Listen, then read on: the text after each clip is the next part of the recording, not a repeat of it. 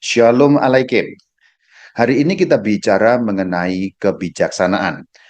Mari sekarang kita kutip KGK 1835. Saya akan bacakan, kemudian nanti akan saya beri komentar di sana-sini untuk memperjelas maksud dari KGK Katekismus Gereja Katolik itu.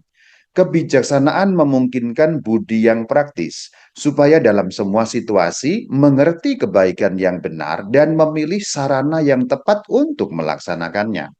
Kebijaksanaan itu unsurnya ada dua. Yang pertama itu mengerti kebaikan yang benar, dan yang kedua memilih sarana yang tepat. Itulah kenapa di bagian pertama kita bicara mengenai kebaikan dan sarana. Maka dalam bahasa yang simpel, kebijaksanaan itu artinya dua hal ini, kebaikan yang benar dan sarana yang tepat. Maksudnya apa? Kebaikan yang benarnya itu dipahami, kemudian sarana yang tepatnya dipilih. Jika kita sudah tahu mengenai kebaikan yang benar, tahu dulu, kenal, memahami, kemudian memilih sarana yang tepat, itu disebut sebagai orang bijaksana. Maka kalau kita mengatakan orang yang bijaksana dalam iman Katolik itu apa? Orang yang tahu kebaikan yang benar dan orang yang tahu memilih sarana yang tepat untuk mencapai kebaikan itu. Ini definisi kebijaksanaan di dalam iman Katolik. Kalau kita tahu mengenai kebaikan, lumayan nanti lama-lama akan menjadi orang yang bijaksana. Sekarang kita bahas mengenai kebaikan dari KGK 299. Karena ciptaan itu berasal dari kebaikan Allah, ia mengambil bagian dalam kebaikan itu. Jadi kebaikan itu sendiri bersumber dari Tuhan Allah. Kalau kita membuka Alkitab dalam lembar-lembar yang paling awal dari Alkitab, dalam kitab Genesis atau Kejadian, kita tahu Allah melihat semuanya itu baik. Bahkan di kalimat terakhir dari penciptaan yang terdapat dalam Kejadian 1 ayat 31 dikatakan, Allah melihat semua yang diciptakannya itu apa? Sungguh amat baik. Nah, baik. Jadi kebaikan tertinggi itu Allah. Maka ciptaan ini baik karena bersumber dari kebaikan Allah. Atau dapat dikatakan, kita ini baik, ciptaan ini baik, karena ambil bagian dari Sang Maha Baik, yaitu Allah. Ini dulu dasarnya. Masih lanjutan dari KGK 299. Untuk itu, gereja berulang kali harus membela bahwa ciptaan termasuk dunia jasmani itu baik. Meskipun kadang-kadang ciptaan tampak tidak baik-baik saja, tapi pada dasarnya ciptaan baik karena bersumber dari Sang Maha Baik, sebab diciptakan dengan cara yang baik dan dikehendaki untuk tujuan yang baik. Jadi ciptaan itu baik. Maka karena dasarnya kita baik, kita akan kembali ke sana. Jadi simpelnya adalah karena manusia diciptakan baik, manusia mencari Sang Maha Baik itu. Ini bahasa simpelnya. Maka kalau kita melanjutkan pembacaan dalam KGK makin jelas lagi. Dunia jasmani itu baik, seluruh ciptaan itu baik, bahkan setiap makhluk, demikian kata dalam KGK 339. Tiap makhluk memiliki kebaikan dan kesempurnaannya sendiri. Tiap makhluk di sini tidak berarti hanya manusia ya. Makhluk-makhluk yang lain itu memiliki kebaikan dan kesempurnaannya sendiri. Kesempurnaannya tanaman ya seperti tanaman adanya. Kesempurnaannya binatang ya seperti binatang adanya. Kesempurnaannya manusia ya seperti harusnya manusia sebagaimana diciptakan. Kebaikannya manusia punya ukuran sendiri, kebaikannya binatang ada ukuran sendiri, kebaikannya tanaman ada ukuran sendiri, nggak bisa dicampur-campur.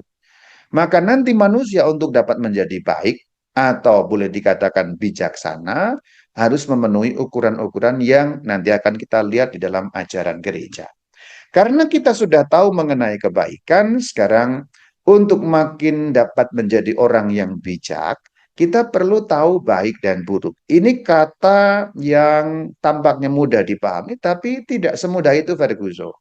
Sebab yang disebut baik, yang disebut buruk, seringkali ukuran-ukurannya kan ukuran-ukuran personal. Seringkali juga ukuran-ukurannya adalah ukuran masing-masing pribadi. Apa yang baik dalam pandanganmu belum tentu baik dalam pandangan saya. Kadang-kadang kalau zaman sekarang istilahnya menurut POV-nya, point of view-nya ya, atau perspektifnya.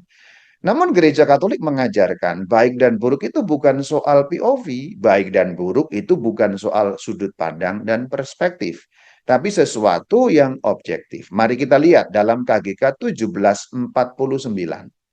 Kebebasan menjadikan manusia subjek kesusilaan. Kalau ia bertindak dengan sadar, manusia boleh dikatakan bapa dari perbuatannya. Subjek kesusilaan, kesusilaan itu moral. Moral itu tata perilaku. Tata perilaku itu muncul dari mana? Dari kebebasan atau kehendak bebas. Kita tahu saudara-saudari, manusia dianugerahi akal budi dan kehendak bebas. Jadi itulah kebaikan manusia yang tentu berbeda dengan kebaikan makhluk yang lain. Makhluk yang lain ada yang tidak punya kehendak bebas. Maka kalau dikatakan manusia punya kebaikan, salah satu kebaikan yang diberikan Tuhan kepada manusia adalah satu, akal budi, dua, kehendak bebas. Manusia punya akal budi sehingga bisa memikirkan sesuatu, bahkan bisa mengatakan sesuatu itu baik, sesuatu itu buruk. Ini berbeda dengan tanaman tentu saja.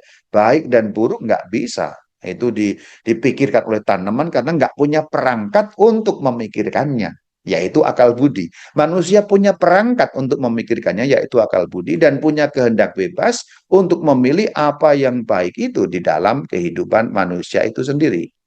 Nah, sekarang kita lanjutkan masih pada KGK 1749. Demikian bunyinya. Perbuatan yang sungguh manusiawi, artinya yang dipilih atas dasar keputusan hati nurani dapat dinilai secara susila. Perbuatan macam itu bersifat atau baik atau jahat. Jahat artinya juga buruk, itu hal yang sama ya. Jahat atau buruk ini menunjuk pada perihal yang sama. Kita mengatakan sesuatu jahat, kita mengatakan sesuatu itu buruk, itu maksudnya adalah hal yang sama.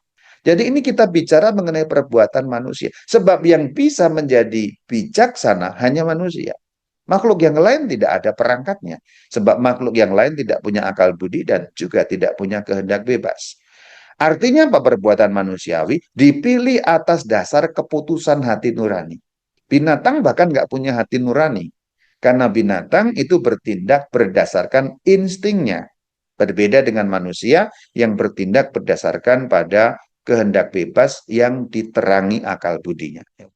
Dikatakan dapat dinilai secara susila, bisa dinilai secara moral. Perbuatan macam itu bersifat bisa baik, bisa jahat. Jadi perbuatan itu bisa dinilai karena ada ukurannya. Jadi bisa disebut perbuatan itu jahat, bisa disebut perbuatan itu perbuatan yang baik. Bagaimana cara menilainya? Nah, tiga hal ini. Tiga hal ini membantu kita untuk menjadi bijaksana. Anda tidak mungkin menjadi orang yang bijaksana kalau nggak paham ini. Nggak paham mengenai objek, tujuan, dan situasi. Jadi sekali lagi, kebijaksanaan bukan perkara menghafalkan kata-kata bijak, bukan soal itu. Kebijaksanaan bukan berarti Anda punya rangkaian-rangkaian kata-kata manis dan bijak, bukan itu. Tapi kebijaksanaan adalah kemampuan untuk menilai suatu perbuatan bergantung pada tiga hal yang disebutkan dalam KGK 1750, yaitu objek yang dipilih, tujuan atau maksud yang ingin dicapai, yang ketiga, situasi dan kondisi perbuatan. Kalau ingin menjadi orang yang makin bijaksana, makin bijak, Anda harus menguasai ketiga hal ini, mengetahui apa itu objek, apa itu tujuan, dan apa itu situasi. Nanti akan saya perjelas dalam kalimat-kalimat KGK selanjutnya juga akan lebih jelas dan akan saya beri keterangan-keterangan. Oke, untuk menjadi bijaksana, tahu apa? Objek, tujuan, dan situasi. Yuk sekarang kita pelajari yang pertama, objek itu apa. Dijelaskan dalam KGK 1751, objek yang dipilih adalah suatu kebaikan. Nah ini kembali ke awal kan. Kebijaksanaan adalah tahu kebaikan yang benar. Objek yang dipilih adalah suatu kebaikan yang kepadanya seorang hendak mengarahkan diri dengan sadar. Kebaikan yang jadi suatu visi itu namanya objek. Kalimat lanjutannya akan memperjelas kepada kita, iya, maksudnya objek itu adalah bahan perbuatan manusia.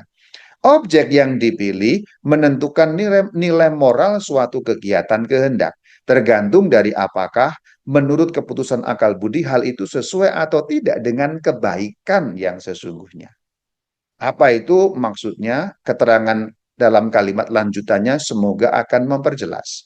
Norma-norma objektif dari kesusilaan menyatakan tata rasional dari yang baik atau yang jahat sebagaimana dinilai oleh hati nurani. Itu mengenai objek. Jadi objek sesuatu yang dituju dan sesuatu yang dituju itu mestilah sesuatu yang disebut sebagai baik. Kebaikan yang sesungguhnya. Ini memang belum terlalu jelas, tapi nanti kemudian ketika kita mempelajari apa itu tujuan atau maksud akan lebih jelas. Karena tiga hal itu saling berkaitan ya, objek, tujuan, dan situasi. Sekarang kita bahas yang kedua namanya tujuan. Jadi simpelnya kalau kita mau pakai bahasa simpel, objek itu kebaikan yang dituju begitu. Kalau yang dituju bukan kebaikan, itu tentu bukan kebijaksanaan. Itu maksudnya. Sebab kebijaksanaan kembali ke definisi awal. Apa itu kebijaksanaan? Paham atau mengerti kebaikan yang benar dan mengerti atau memilih sarana untuk mencapainya. Itu kan namanya kebijaksanaan. Jadi sekali lagi, bukan kumpulan kata-kata indah dan keren. Itu sama sekali bukan kebijaksanaan. Dalam arti Katolik ya, dalam arti Katolik, kalau Anda mengumpulkan kata-kata manis, kata-kata keren, motivasional, inspirasional, itu sama sekali bukan kebijaksanaan. Sebab kebijaksanaan di dalam definisi iman Katolik adalah tahu kebaikan yang benar, dan memilih sarana yang tepat untuk mencapai kebaikan itu. Jadi kebijaksanaan selalu dikaitkan dengan kebaikan sebagai tujuan atau objek. Yang kedua, sekarang kita bicara mengenai tujuan atau maksud. Dalam KGK 1752, demikian bunyinya. Berbeda dengan objek, maksud berada di pihak subjek yang bertindak. Jadi maksudnya kalau objek itu di luar diri kita, sesuatu yang dituju di luar sana itu objek. Nah, sekarang maksud atau intensi itu ada di pihak subjek, berarti kita yang bertindak. Tujuannya baik, tapi maksudnya bisa jadi belum tentu baik karena subjeknya memikirkan sesuatu yang bisa jadi tidak baik. Nanti akan lebih rinci dijelaskan dan akan bisa menjadi sarana latihan bagi kita untuk menjadi orang bijak hari demi hari. Kalimat lanjutannya masih KGK 1752. Karena maksud berakar dalam kebebasan dan mengarahkan tindakan kepada tujuan, ia adalah unsur yang secara hakiki menentukan sifat susila dari perbuatan. Jadi maksud atau intensi itu akarnya dalam kebebasan. Anda nggak akan punya intensi kalau nggak punya kebebasan. Jadi bahkan maksud, sesuatu yang ada dalam batin, maksud itu kan dalam batin. Belum tentu maksud itu tersampaikan kepada pihak luar, karena hanya orangnya sendiri yang tahu. Tentu dalam iman juga Tuhan tahu tentu saja, tapi maksudnya kalau secara publik belum tentu maksud itu tahu. Nanti akan ada beberapa keterangan. Contoh, sama-sama orang melayani, contoh, saya tidak sedang menyindir siapapun, tapi maksudnya bisa berbeda-beda. Nanti ada keterangan yang lebih rinci dalam kalimat-kalimat selanjutnya. Jadi, maksud atau intensi dalam hati itu sudah punya nilai moral. Itulah kenapa kalau kita mengaku dosa, kita kan saya mengaku dan seterusnya itu telah berdosa, saya berdosa, saya berdosa, saya sungguh berdosa. Karena apa itu?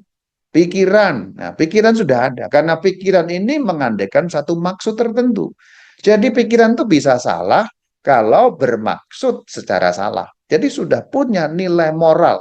Artinya adalah bahasa simpelnya. Sekarang saya berusaha menggunakan bahasa Jepang. Tentu tidak semudah begini. Ini simplifikasi, tapi untuk memudahkan berpikir. Jadi bahkan pikiran Anda pun sudah dapat dinilai pikiran baik atau pikiran buruk. Nah gitu, itu maksudnya ya. Jadi pikiran Anda itu sudah bisa dinilai pikiran baik dan pikiran buruk gitu loh. Pikiran itu sudah punya nilai, nilai moral secara iman Katolik. Kalimat lanjutannya sekarang, nanti akan lebih jelas. Tujuan ialah cita-cita pertama dari maksud dan menentukan apa yang diusahakan dalam perbuatan. Jadi maksud intensi itu terarah pada tujuan. Suatu cita-cita apa yang dituju dengan maksud itu. Maksud adalah satu gerakan kehendak yang diarahkan kepada tujuan.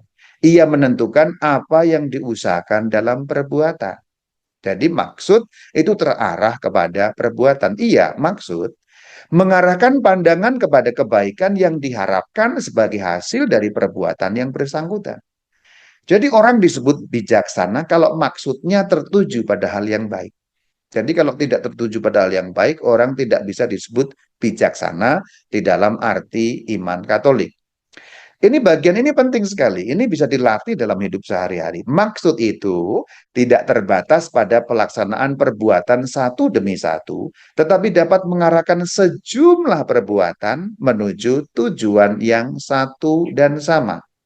Jadi perbuatannya bisa beda-beda, tapi tujuannya bisa satu dan sama. Contohnya, tujuannya mengasihi sesama. Perbuatannya kan macam-macam.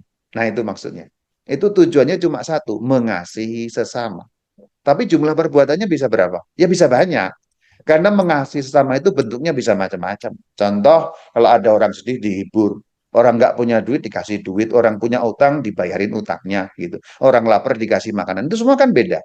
Itu semua sejumlah perbuatan. Tapi tujuannya satu dan sama, yaitu kasih atau belas kasih kepada sesama. Maksudnya itu mengarah pada tujuan yang sama meskipun perbuatannya bisa berbeda-beda. Iya, maksudnya adalah maksud tadi intensi, maksud itu intensi dapat mengarahkan seluruh kehidupan kepada tujuan akhir. Apa maksudnya tujuan akhir? Tuhan Allah, itu tujuan akhir. Kerajaan surga, itu yang disebut sebagai tujuan akhir. Jadi maksud, tentu kalau disebut orang bijak, ini bahasa simpelnya, ini simplifikasi. Orang disebut bijak kalau seluruh kehidupannya itu terarah pada tujuan akhir. Jadi apapun yang dilakukan itu sampai pada tujuan akhir. Nah, repotnya tidak banyak orang yang sampai pada tingkat kebijaksanaan yang sedemikian ini. Biasanya pada umumnya manusia, apa yang dilakukan dalam kehidupannya, perbuatan-perbuatannya, ya ada banyak hal yang tidak sampai pada tujuan akhir gitu maksudnya. Atau sebenarnya tujuannya hanya pada dirinya sendiri saja, misalnya kesenangan apa yang gitu-gitu ya. Tapi orang yang bijaksana, bahkan kesenangan pribadi pun terarah pada tujuan akhir. Itu maksudnya. Mungkin belum terlalu jelas, tapi nanti beberapa akan lebih jelas dengan contoh-contoh yang nyata dari KGK ini. Sekarang kita lanjutkan, masih pada KGK 1752 dalam kalimat yang lebih panjang. Umpamanya, nah ketika umpamanya ini menjadi jelas, karena umpamanya berarti suatu contoh, saudara-saudari. Umpamanya, suatu pelayanan yang orang lakukan mempunyai tujuan untuk membantu sesama. Perhatikan di sini. Tetapi pada waktu yang sama, ia juga dapat dijiwai oleh cinta kepada Allah sebagai tujuan akhir dari semua perbuatan kita. Ini yang dimaksud seluruh kehidupannya sampai pada tujuan akhir. Jadi belas kasih kepada sesama. Ada banyak orang punya belas kasih, tapi berhenti sampai di situ, ya nggak apa-apa juga. Tapi pada saat membantu sesama orang yang lebih bijak atau orang yang bijak, itu mengerti bahwa perbuatan membantu sesama itu sesungguhnya cinta kepada Allah sebagai tujuan akhir. Kita yang rata-rata nggak terlalu bijak ini agak sulit memang sampai pada pengalaman seperti ini. Paling-paling mentok kita ya bantu sesama, udah. Paling-paling mentok bantu sesama biar nggak rewel lagi, udah gitu-gitu. Tapi orang-orang suci, orang-orang bijak, santo santa, sampai pada pengalaman ini. Jadi kalaupun orang melakukan pelayanan membantu sesama, yang menggetarkan jiwanya adalah cinta kepada Allah. Sebuah contoh, ini supaya memudahkan. Ada dua orang yang membantu sesama. Sebelah si Bayu, orang pertama. Yang kedua, Mother Teresa. Si Bayu ini orang baik, tapi ya bantu sesama ya gitu-gitu aja. Ya, pokoknya bantu sesama lah, biar sesama nggak susah, karena dulu dia pernah susah, sekarang dia nggak susah, bantu sesama dengan motif supaya orang lain nggak susah. Ya nggak apa-apa, sampai di situ nggak apa-apa. Tapi itu belum terlalu bijak. Yang bijak contohnya, sama-sama melayani membantu sesama, Bunda Teresa. Tapi Bunda Teresa itu digerakkan oleh suatu cinta kepada Allah, bukan pertama-tama hanya kepada manusia.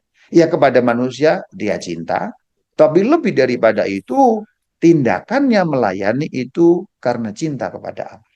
Jadi ini perbuatannya satu, tapi nilai di baliknya itu bisa berbeda, saudara-saudari. Orang disebut makin bijak kalau seluruh hidupnya terarah pada tujuan akhir. Tujuan akhir artinya Allah. Nah ini, Allah sebagai tujuan akhir dari semua perbuatan kita. Ini contoh lain yang dari sini ya. Ada dua orang memberikan persembahan kolektor pada saat misa. Yang satu digerakkan untuk membantu paroki, yang satu digerakkan memang ia untuk membantu paroki, dan itu bentuk persembahan kepada Allah. Sebenarnya kebijaksanaan itu bukan pertama-tama sesuatu yang terlihat. Memang pada ujungnya akan terlihat. Tapi sebenarnya adalah suatu status mental atau status kerohanian sebenarnya. Tadi contoh yang simpel itu. Ada dua orang memberikan kolekte, tapi di dalam diri masing-masing yang menggerakkan belum tentu sama gitu. Yang satu ya biar paroki nggak bangkrut. Yang satu ini persembahan kepada Allah. Sudah beda itu. Itu dua hal yang berbeda, tingkat kebijaksanaannya berbeda. Jadi mulai terlihat dengan beberapa contoh ya. Tadi di bagian-bagian awal agak-agak sedikit rumit karena konsep-konsep dasar. Kalau sudah mulai ada contoh begini akan lebih jelas. Ini contoh yang lain lagi. Perbuatan yang satu dan sama dapat juga didukung oleh beberapa maksud. Nah, ini contohnya. Umpamanya, kalau orang memberi pelayanan untuk mendapat perhatian dan untuk menyombongkan diri dengan hal itu. Jadi perbuatannya itu bisa sama, tapi maksudnya bisa berbeda. Ini contoh yang sangat jelas dalam KGK 1752. Perbuatan yang satu dan sama dapat juga didukung oleh beberapa maksud. Maksudnya melayani, tapi terdalamnya apa? Untuk mendapat perhatian, ditepuk tangani orang, mendapat pujian, mendapat perhatian maksudnya itu. Atau maksud yang lain menyombongkan diri. Saya pelayanan, kamu enggak. Saya orang hebat, kamu orang biasa. Saya kemana-mana memberikan waktu saya untuk Tuhan. Nah, kedok itu kedok saja ya, supaya terlihat megah dirinya. Tapi sebenarnya kalau orang melihat ya yang dilihat kan pelayanannya, tapi di dalam itu ada maksud. Jadi kebijaksanaan itu juga bicara soal-soal seperti ini. Simpelnya kalau Anda mau lebih bijaksana, Anda perlu dapat mendeteksi maksud-maksud yang tidak layak seperti ini. Ini contoh dalam KGK 1752. Pelayanan kalau tadi dikatakan dijiwai oleh cinta kepada Allah itu bijak. Yang ini tidak bijak. Karena ini seperti kalau dalam bahasa saya membajak pelayanan itu sendiri. Orang memberi pelayanan untuk mendapat perhatian atau untuk menyombongkan diri dengan pelayanan itu. Ini yang kelirunya di mana? Maksudnya. Apakah pelayanannya keliru? Tidak. Tapi maksudnya itu jelas keliru. Jadi orang kalau mau jadi bijaksana perlu dapat mendeteksi maksud-maksud yang tersembunyi seperti ini. Dan kadang-kadang tidak hanya tersembunyi bagi orang lain, kadang-kadang bahkan tersembunyi untuk diri orangnya sendiri. Kalau orang yang tidak refleksi, tidak kembali kepada kedalaman diri, maka orang bisa dibajak oleh kesombongan-kesombongan, ingin mendapat perhatian, tepuk tangan, dan seterusnya, dan seterusnya. Apalagi di zaman medsos seperti sekarang, hal seperti ini, intensio menjadi sangat penting sekali. Jadi kalau mau jadi orang bijaksana, orang perlu tahu intensio dalam hatinya. Intensinya apa? Maksudnya apa? Anda nggak akan mungkin jadi orang bijaksana kalau Anda tidak bisa mendeteksi maksud-maksud atau intensi-intensi dalam hati yang kadang-kadang begitu tipis pembedaannya. Kadang-kadang setipis rambut ya. Sebutlah ada dua orang pelayanan, sama-sama hebat, si A dan si B. Mungkin si A justru lebih hebat. Tapi bisa jadi si A itu melayani maksudnya mendapat perhatian untuk dirinya sendiri. Mendeteksi hal yang seperti itu disebut bijaksana. Oke, kita lanjutkan pembacaannya. Sekarang dari KGK 1753. Maksud baik, nah ini akan lebih merinci lagi supaya kita bisa pilah-pilah dengan lebih baik. Kalau kita makin pilah, kita makin bijak. Maksud baik umpamanya membantu sesama, membuat satu tingkah laku yang dari sendirinya buruk, seperti penipuan atau fitnah, tidak menjadi sesuatu yang baik atau benar. Maksudnya begini, kalau kita punya niat baik, ini dalam contoh ini membantu sesama, tapi kemudian caranya buruk, misalnya kita menipu orang supaya bisa membantu orang bayar utang, jadi sebutlah ada orang terjerat utang, kita punya maksud baik, membantu orang membayar lunas utangnya. Nah, maksud baik apa enggak itu? Baik, karena membantu sesama. Orang terjerat pinjol, kita mau bantu lunasin pinjol. Maksudnya baik kan? Tapi kalau tindakannya buruk, itu sesuatu tidak bisa dibenarkan. Jadi simpelnya adalah, maksud yang baik, kalau caranya buruk, itu tidak baik. Contoh, kita mau bantu orang yang kena pinjol, kita nggak punya uang. Kemudian kita nipu orang yang lain, kita dapat duit, duitnya kita serahkan kepada orang yang kena pinjol, lalu lunas. Apakah hal itu baik? Tidak. Karena tingkah laku yang dengan sendirinya buruk, menipu itu sudah buruk dari dirinya sendiri, lepas dari maksudnya apa. Jadi penipuan, fitnah, pembunuhan itu sudah jelas dari dirinya sendiri buruk. Itu tidak mengubah maksud dalam arti tadi itu. Maksud yang baik, kalau caranya buruk, itu menjadi buruk. Jadi mau nolong orang, tapi kalau dengan cara menipu, itu menjadi buruk. Tidak menjadi sesuatu yang baik atau benar. Tidak mengubahnya menjadi sesuatu yang baik atau benar. Kalimat lanjutannya memperjelas, tujuan tidak membenarkan cara. Tujuan Anda baik, baik. Karena apa? Membantu orang lunas. Baik kan? Maksudnya baik kan? Tujuannya baik kan? Caranya sekarang. Caranya apa? Nipu orang. Membayarkan utang dengan cara nipu orang lain, itu tujuan tidak membenarkan cara dalam istilah KGK 1753. Jadi kalau kita bicara mengenai kebijaksanaan dalam iman Katolik, begini-begini, pilah-pilah begini. Sulit ya? Memang sulit ya, memang sulit ya. Ini baru pemahamannya, ini belum prakteknya nanti, baru pemahamannya. Jadi kalau Anda mau disebut orang yang bijaksana, Anda perlu tahu tujuannya apa, caranya apa. Dua hal ini. Tujuannya baik, caranya buruk, stop. Nah, kira-kira begitu. Tujuannya baik, caranya baik, kemungkinan bisa maju. Ini baru kemungkinan, karena nanti masih ada yang terakhir, yang ketiga yang belum kita bahas.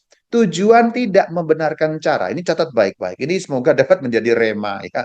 Rema kadang-kadang bisa jadi katekismus juga, nggak selalu dari Alkitab ya. Jadi KGK 1753 ini bisa menjadi suatu ayat apalan dari katekismus. Tujuan tidak membenarkan cara. Tujuan yang baik tidak menjadi benar kalau caranya buruk. Itu bahasa simpelnya, caranya jahat. Masih merupakan kelanjutan dari KGK 1753. Karena itu, tidak dapat dibenarkan. Nah, tidak dapat dibenarkan hukuman atas seseorang yang tidak bersalah sebagai cara yang sah untuk menyelamatkan bangsa. Kalau bangsa mau selamat, tapi harus menghukum orang yang nggak bersalah, tujuannya baik apa nggak baik? Karena tujuannya menyelamatkan bangsa. Menyelamatkan bangsa itu tujuan yang baik. Tapi caranya bagaimana? Menghukum orang yang nggak bersalah. Tujuan itu tidak dapat membenarkan caranya. Tujuan yang baik, kalau dicapai dengan cara yang buruk, maka hasilnya buruk. Ini simpelnya. Oleh sebab itu, tujuan dan cara dua hal ini penting sekali untuk selalu ditimbang-timbang. Ditimbang-timbang artinya, supaya Anda lebih bijaksana, Anda mulai melatih untuk memikir-mikirkan ini. Tujuannya apa? Caranya apa? Jadi tujuannya apa? Caranya apa? Hal ini penting sekali untuk menghindari bahwa kita ingin mencapai tujuan yang benar, caranya tidak benar. Oke. Ini kalimat lanjutannya masih ada lagi dalam KGK 1753. Sebaliknya, nah ini sebaliknya, kita sekarang bicara mengenai hal yang sebaliknya. Suatu perbuatan yang dari dirinya sendiri baik, umpamanya memberi derma. Nah ini, memberi derma itu bantu orang gitu ya. Baik kan? Baik. Menjadi sesuatu yang buruk. Nah ini bisa berubah sifatnya loh. Apabila tujuannya buruk, umpamanya kesombongan yang membarenginya. Nah, ini bisa latihan, saudara. Jadi pemberian itu baik apa enggak baik? Bantu orang baik apa enggak baik? Tapi yang baik itu berubah sifatnya menjadi yang buruk kalau tujuannya buruk. Jadi tujuan itu bisa merusak cara. Jadi latihan bijaksana itu menyangkut hal sehari-hari sebenarnya. Nalarnya tidak terlalu mudah. Konsepnya tidak terlalu mudah, agak-agak rumit memang. Tapi prakteknya sehari-hari sebenarnya. Jadi orang bijaksana itu mampu menimbang-nimbang hal seperti ini dan mengarahkan pada yang baik. Tricky ya, sangat tricky memang. Ya. Kita lanjutkan pembacaannya mengenai situasi yang disebutkan dalam KGK 1754. Situasi termasuk akibat-akibatnya merupakan unsur-unsur sekunder dan suatu perbuatan moral. Jadi sekunder. Tadi yang primer itu apa? Objeknya apa? Tujuannya apa? Tujuan dan cara mesti klop ya. Tujuan tidak membenarkan cara. Faktor-faktor situasional, jadi situasi tergantung situasinya gitu ya. turut memperkuat atau memperlemah kebaikan atau keburukan moral dari perbuatan manusia. Faktor semacam itu umpamanya besarnya jumlah suatu pencurian. Jadi contohnya pencurian itu sama-sama mencuri. Pencurian buruk, jelas buruk. Tapi buruknya itu bisa buruk banget, bisa kurang buruk. Nah gitu. Jadi situasional. Pencurian karena orang membutuhkan, orang kelaparan tentu berbeda dengan sama-sama mencuri, tapi sebenarnya mencuri karena sudah kaya, dalam arti korupsi. Nah, tentu itu memperkuat dan memperlemah itu maksudnya begitu. Mencurinya sama, situasinya berbeda, berbeda. Itu yang dimaksudkan situasi atau faktor-faktor situasional. Kita masih lanjutkan dalam KGK 1754. Faktor-faktor situasional juga dapat mengurangi atau menambah tanggung jawab dari pelaku, umpamanya melakukan sesuatu karena takut mati. Jadi ada situasi-situasi tertentu, contohnya pembunuhan umpamanya. Sama-sama membunuh, buruk-buruk, tapi itu bisa kurang buruk. Sebutlah misalnya ada pasukan bawahan yang diperintah komandan untuk membunuh. Itu berbeda, situasinya berbeda. Atau situasi dalam perang, di mana ketika hukumnya hanya berlaku membunuh atau dibunuh. Jadi pembunuhan itu buruk apa enggak? Buruk, tapi bisa kurang buruk, bisa tambah buruk. Itu contohnya. Pembunuhan misalnya kepada orang yang mengasihi kita. Pembunuhan kepada orang yang telah baik kepada kita. Pembunuhan kepada keluarga sendiri tentu itu bertambah tanggung jawabnya dibandingkan pembunuhan misalnya dalam tengah peperangan di mana hukumnya hanya hukum rimba, mati atau dimatikan begitu saja. Itu maksudnya situasi. Ini memang bukan yang paling penting. Yang paling penting tadi objek dan tujuan itu paling penting ya. Tujuan dan cara itu paling penting. Tapi ada faktor lain yang bisa memperberat, tapi juga bisa mengurangi, bahkan membebaskan sama sekali. Kalimat lanjutannya di dalam KGK 1754 berbunyi demikian. Faktor-faktor itu sebenarnya tidak dapat mengubah keadaan moral dari pekerjaan itu sendiri. Jadi tidak dapat mengubah sifatnya. Pembunuhan apapun tetap buruk, itu maksudnya. Mau dalam perang ya tetap buruk, bukan berarti kalau dalam perang jadi baik ya enggak gitu. Tetap buruk, hanya kurang buruk kalau itu dalam perang. Itu maksudnya hanya berkurang maksudnya. Mereka tidak dapat mengubah suatu perbuatan yang dari dirinya sendiri buruk menjadi sesuatu yang baik atau benar. Jadi simpelnya adalah pembunuhan tak bisa dianggap sebagai benar, tetap buruk, hanya bisa kurang buruk. Contoh dalam peperangan prajurit yang membunuh buruk apa enggak? Ya buruk, bukan berarti saya akan terpaksa, saya akan perang, saya akan disuruh komandan. Berarti kan baik, oh, tidak mengubah, itu maksudnya begitu. Hanya memang dalam keadaan perang itu menjadi kurang buruk, apalagi dalam keadaan terpaksa itu menjadi kurang buruk. Bukan berarti pembunuhan itu sesuatu yang baik, tidak. Bahkan pembunuhan ketika Anda terancam, contoh, ada saat-saat tertentu orang terancam karena membela diri penjahatnya terbunuh. Itu tidak mengubah bahwa pembunuhan itu sesuatu yang baik. Enggak begitu. Saya kan terpaksa, saya kan membela diri, berarti perbuatan pembunuhan itu baik. Oh enggak, tetap buruk, tetap buruk. Tetapi kenyataan bahwa Anda terdesak dan Anda membela diri, sehingga penjahatnya terbunuh, itu mengurangi bobotnya. Itu maksudnya.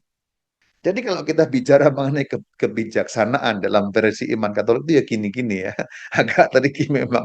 Itulah kenapa kalau menurut katekisme itu ditempatkan di bagian pertama. Sebenarnya harusnya belajar pertama. Tapi saya sengaja dari yang terakhir sebenarnya. Saya sengaja dari yang terakhir. Maksudnya gini, kalau saya mulai dari yang pertama mengenai kebijaksanaan ini, Anda nanti langsung lemah semangat. Saya udah tahu ya. Karena kan kalau bicara mengenai ini kan saya udah pelajari empat-empatnya gitu. Jadi saya udah tahu, jadi saya urut dari belakang. Jadi paling gampang penguasaan diri. Jadi yang konsepnya paling gampang. Secara konsep ini memang paling sulit dan saya kira Anda mungkin beberapa migrain karena kalimat-kalimatnya aneh dan nggak sehari-hari. Terus terang, ini memang bukan bahasa sehari-hari. Tapi kalau Anda mau jadi orang bijaksana, Anda harus menguasai ini tiga hal tadi itu. Objeknya apa, tujuannya apa, situasinya apa. Ini pertimbangan-pertimbangan yang membuat Anda akan menjadi orang yang lebih bijaksana. Jadi faktor-faktor tidak mengubah, tapi memang hanya bisa mengurangi kadarnya, simpelnya begitu. Sekarang kita lanjutkan dalam KGK 1755. Satu perbuatan baik dari segi moral mengandaikan bahwa baik objek maupun maksud dan faktor-faktor situasionalnya baik. Jadi kebaikan itu dinilai dari objeknya baik, maksudnya baik, faktor-faktornya juga baik. Maksud buruk membuat suatu perbuatan menjadi buruk. Nah, ini dia. Jadi kalau Anda mau jadi orang bijaksana, Anda harus mengerti maksud buruk menjadikan perbuatan itu buruk meskipun objeknya baik. Juga apabila objeknya sendiri adalah baik, seperti berdoa atau berpuasa supaya dapat dilihat orang lain. Berdoa baik apa enggak? Baik. Berpuasa baik apa enggak? Baik. Tapi kalau tujuannya supaya dilihat orang, buruk. Ini ada ayat Alkitabnya, nanti Anda cari sendiri ya, supaya nggak berpanjang. Sebenarnya ada landasan-landasan Alkitabian, tapi saya nggak tampilkan karena takutnya kepanjangan dan malah jadi bikin mumet. Saya bicarakan konsep-konsep dasarnya dulu. Jadi maksud yang buruk membuat perbuatan yang baik, yang objeknya baik menjadi buruk. Simpelnya begini, Anda berdoa baik, baik berarti objeknya baik. Maksudnya apa? Sombong, dilihat orang. Maksudnya baik apa buruk? Buruk. Berarti perbuatan doa itu jadi baik apa enggak? Jadi buruk. Nah gitu. Sesuatu yang pada dirinya baik, kalau maksudnya buruk, jadi buruk. Anda menjadi masmur, pemazmur, baik apa enggak? Baik.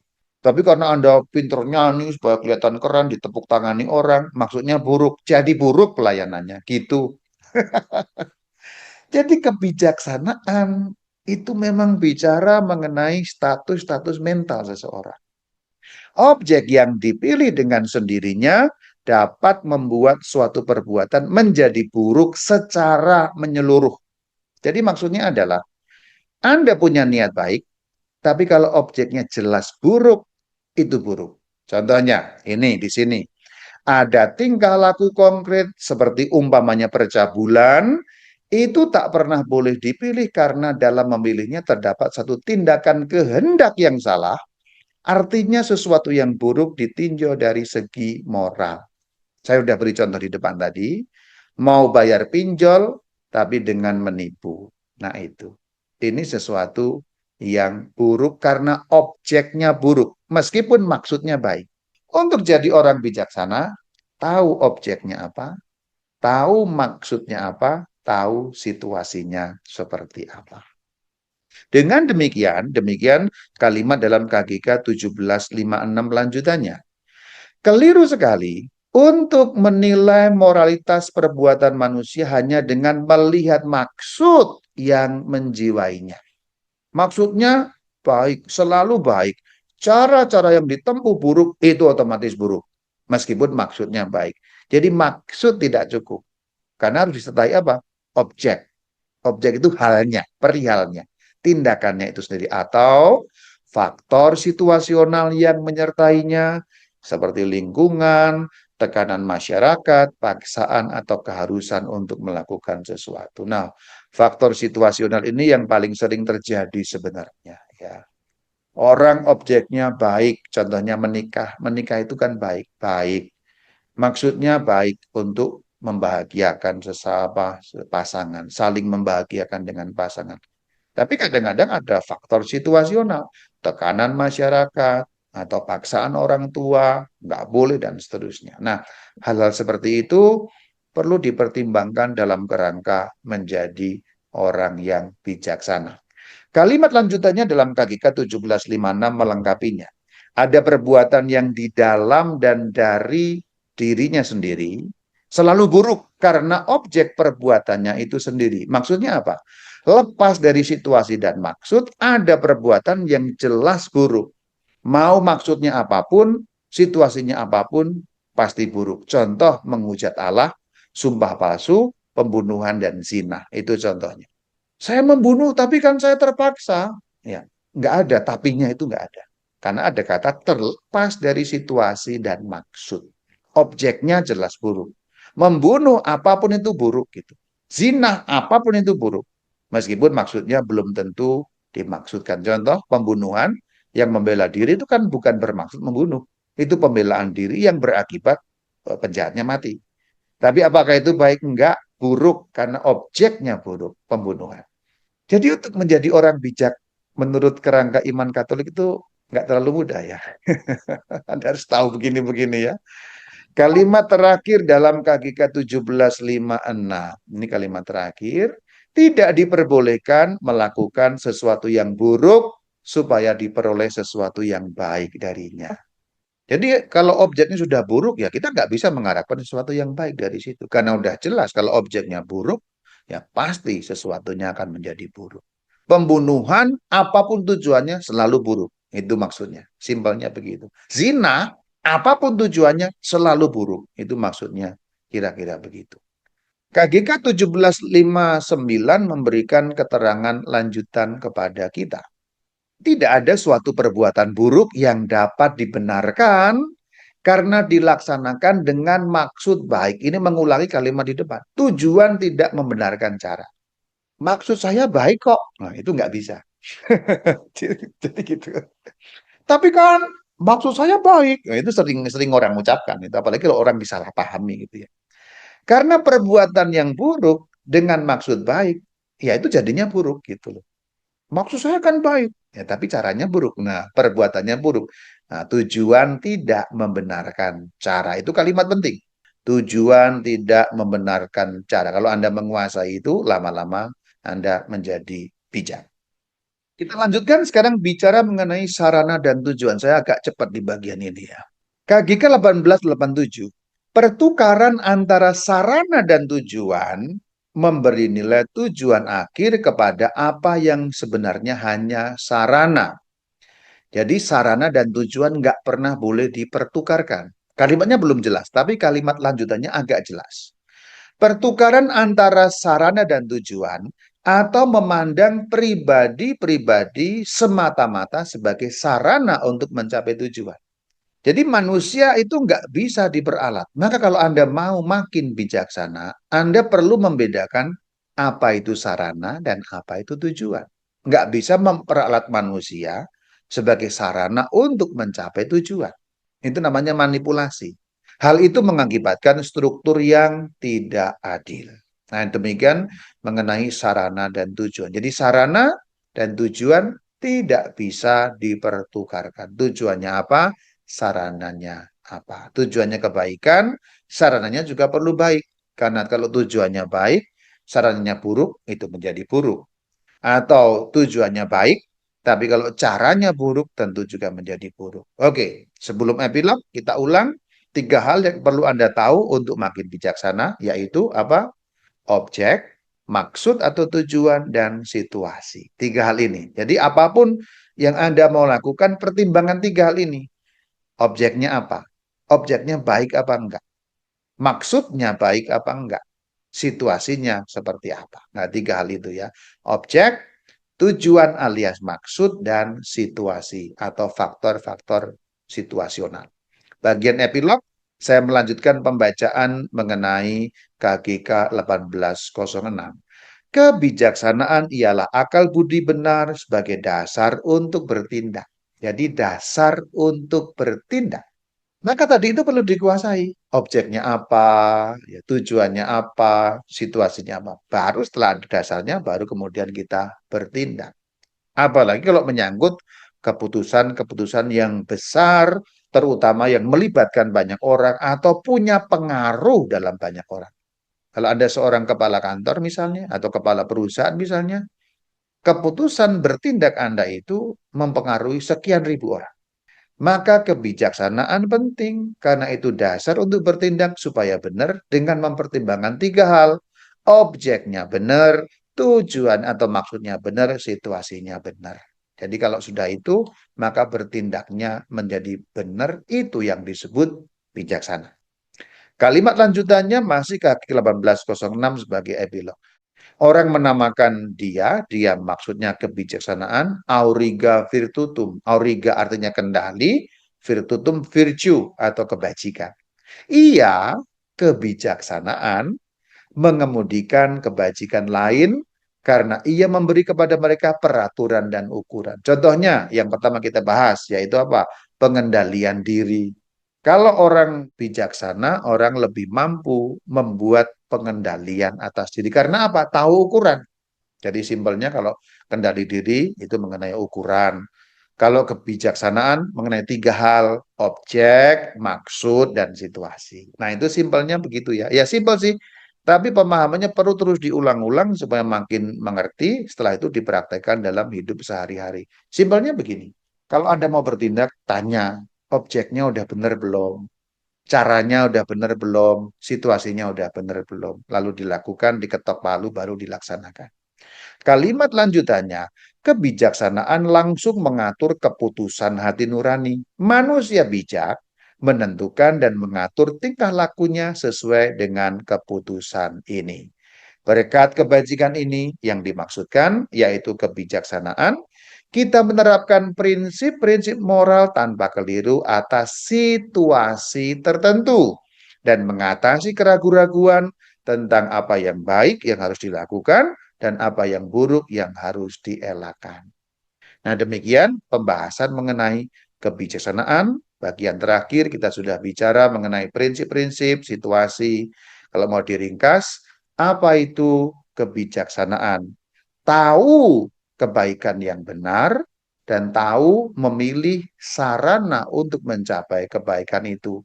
Cara menimbangnya tiga hal, objeknya benar, maksudnya benar, situasinya benar. Kalau itu sudah klop, Anda bijaksana. Terima kasih. Shalom Alaikum.